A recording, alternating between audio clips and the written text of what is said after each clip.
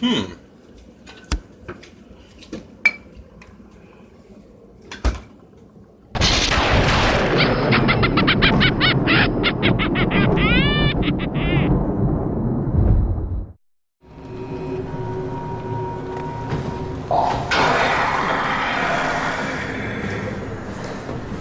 I hated playing this.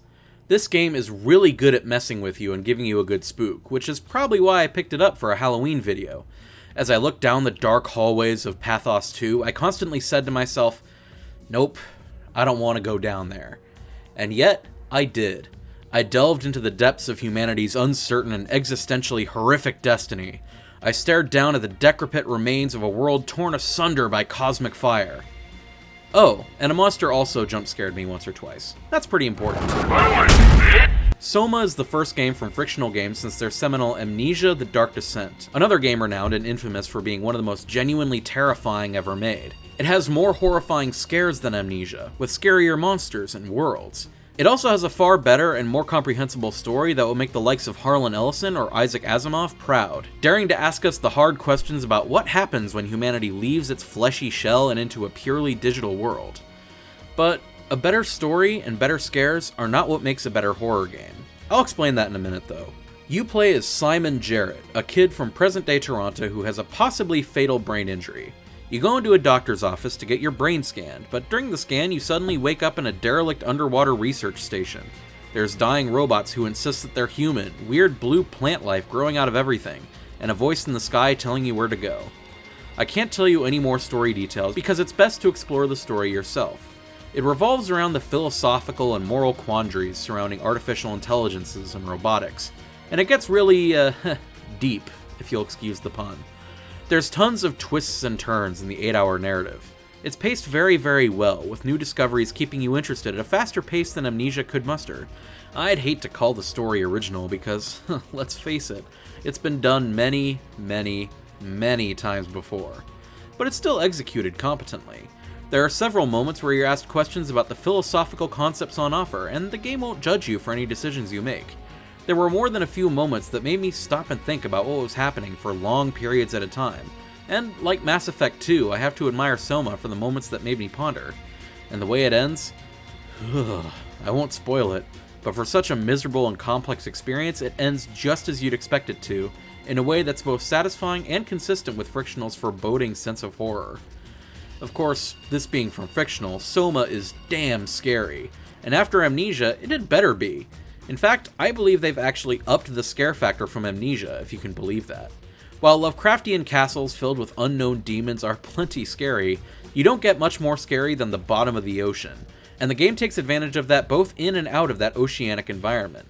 The unspeakable monsters from Amnesia have been replaced with weird robots infected with bluish-white veins, giving them a very Metroid Prime Phazon-y sort of look. And they actually speak this time, unlike Amnesia. So now you have monsters begging with you and screaming with mechanical agony and you get this weird mix of pity and fear that leaves you feeling both ambiguous and ready to crap your pants at any moment. They are fantastically designed, and they'll be stuck in my brain forever, for better or worse. So, with better atmosphere, better storytelling, and scarier nasties, Soma is a better game than Amnesia, right? Well, I don't actually think so. See, while Soma's monsters are technically scarier than Amnesia, Amnesia knew how to do more with less. It was true Lovecraftian horror. It understood that the horror doesn't come from the possibility of getting killed, it comes from the knowledge of something so incomprehensible and evil that it drives you insane. You weren't allowed to ever see the monsters, and oftentimes they didn't even have models. The fear from Amnesia came from the unknown, and its story tied in with that. I mean, it's even in the title. The main character has amnesia, because the things he had done in the past were so unfathomably terrifying that they would drive him insane if he knew.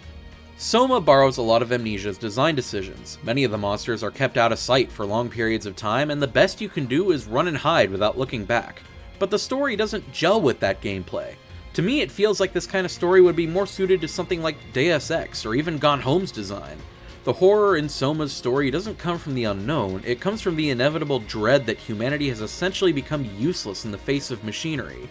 But the gameplay isn't about that dread, it's still about the unknown, and it just doesn't fit somehow. It also doesn't fix many of Amnesia's previous problems, such as the unintuitive puzzles. Yes, I complained about this when I first played Silent Hill 2, and I'm complaining about it now. While they're pretty few and far between, the puzzles just break the pacing of the entire narrative. While they're often pretty easy, they're complicated with the foreboding monsters thrown into the mix, and after a while, the monsters cease to be scary and instead become frustrating, as I die for the third time in a row. Monsters in their own gameplay sections, puzzles in their own gameplay sections.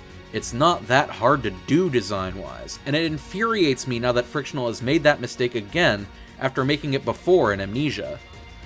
I'm not saying that Soma's a bad game. In fact, compared with its modern contemporaries, it's a fantastic horror game with a thought-provoking story and monsters that are really, really genuinely scary.